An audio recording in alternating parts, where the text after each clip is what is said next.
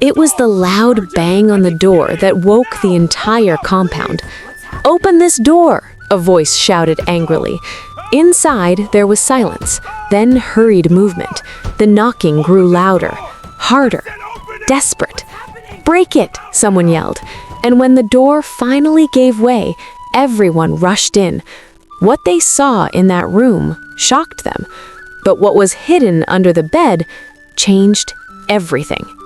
In a quiet village, there lived a man named Tunde. Tunde was known as a hard-working and calm man. He loved his wife deeply and did everything to provide for her. His wife, Amaka, was beautiful, respectful, and soft-spoken. To everyone around them, they were the perfect couple. Their home was small, but filled with peace. Or at least that's what people thought, because recently, things had started to change. Tunde began to notice little things. Amaka would get startled easily. She would hide her phone quickly whenever he walked in. Sometimes she would sit quietly, lost in thought, as if something was disturbing her. "Are you okay?" Tunde asked one evening. "I'm fine," she replied quickly, too quickly. But outside, whispers had already begun. "I saw someone near their house last night. I think something is going on." Tunde tried to ignore the rumors, but deep inside, doubt had already entered his heart. One evening, Tunde returned home earlier than usual. The compound was unusually quiet. As he approached the house, he noticed the door was locked from inside. He paused. Then he heard it, a faint voice, then another. Tunde's heart began to race. He knocked. "Amaka, open the door." No response. He knocked harder. "Amaka!" Then suddenly, silence. Neighbors began to gather. "What's happening?" one asked.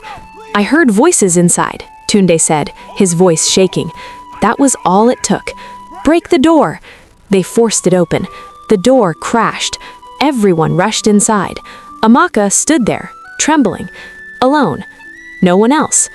The room was quiet. Too quiet. "But we heard voices," someone said.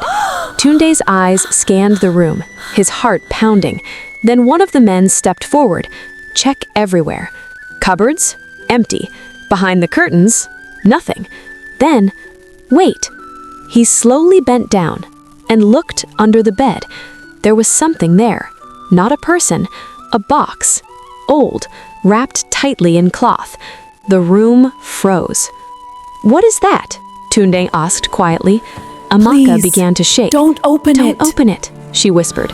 But it was too late. The box was brought out. Carefully, slowly, it was opened. Inside were strange items, charms, beads, and a small mirror.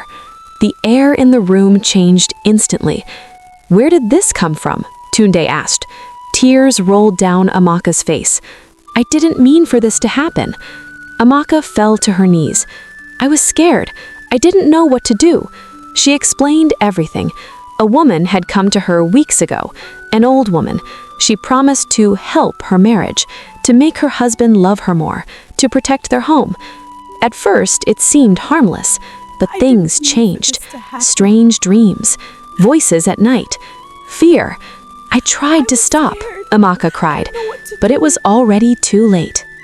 Tunde stood there, broken, not just from what he saw, but from what he felt. Betrayal, fear, confusion. The woman he trusted had brought something dark into their home. Silence filled the room. No one spoke.